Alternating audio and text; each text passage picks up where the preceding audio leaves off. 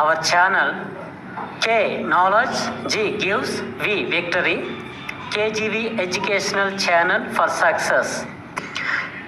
ఈ వీడియో మీకు నచ్చినట్లయితే మా ఛానల్ని సబ్స్క్రైబ్ చేయండి, షేర్ చేయండి, లైక్ చేయండి. Hi everyone, hour KGV education ఛానల్కి స్వాగతం. డైలీ కరెంట్ అఫైర్స్లో భాగంగా మే 29వ తేదీకి సంబంధించిన కరెంట్ అఫైర్స్ డిస్కస్ చేద్దాం. మొదటి ప్రశ్న, ప్రతిష్టాత్మకమైన అమల్ మహిళా సాధికారత పురస్కారం లండన్లో ఎవరికి లభించింది? ప్రతిష్టాత్మకమైన అమల్ మహిళా సాధికారత పురస్కారం లండన్లో ఎవరికి లభించింది? దీనికి ఆన్సర్ ఆర్తి. ఈమె వయసు 18 సంవత్సరాలు. ఈమె ఉత్తరప్రదేశ్ రాష్ట్రానికి చెందినవారు. వివరణ: ఈ రిక్షాను నడుపుతున్న మహిళలకు సురక్షితంగా ప్రయాణాన్ని సమకూరుస్తున్నందుకు ఆర్తికి ఈ పురస్కారం లభించింది. ఈ పురస్కారాన్ని చార్లెస్ III ద్వారా అందుకుంది.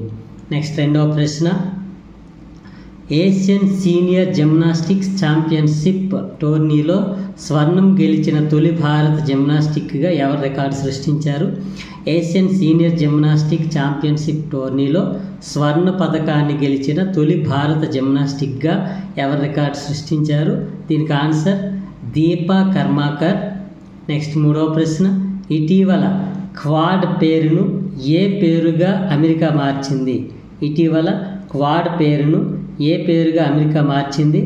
దీనికి ఆన్సర్ స్క్వాడ్గా పేరును మార్చింది. SQAAD స్క్వాడ్గా పేరును మార్చింది. వివరణ: క్వాడ్ యొక్క full form quadrilateral security dialogue.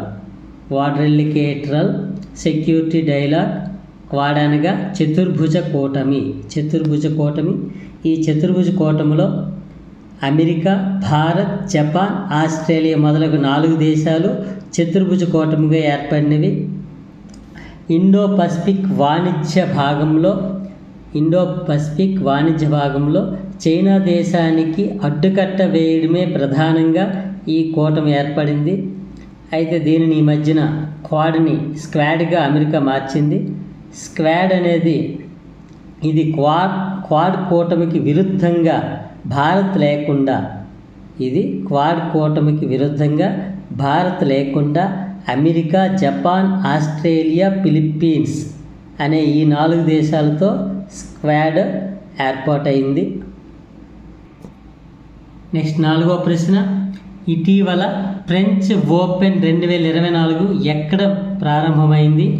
ఇటీవల ఫ్రెంచ్ ఓపెన్ 2024 ఎక్కడ ప్రారంభమైంది? దీనికి ఆన్సర్ ఫ్రాన్స్ రాజధాని ప్యారిస్లో ప్రారంభమైంది. నోట్: ప్రతి సంవత్సరం టెన్నిస్ సంబంధించినటువంటి 4 గ్రాండ్ స్లామ్స్ జరిగే తేదీలు. ఆస్ట్రేలియా ఓపెన్ అయితే జనవరి లేదా ఫిబ్రవరిలో, లేదా జనవరి మరియు ఫిబ్రవరిలో జరుగుతుంది.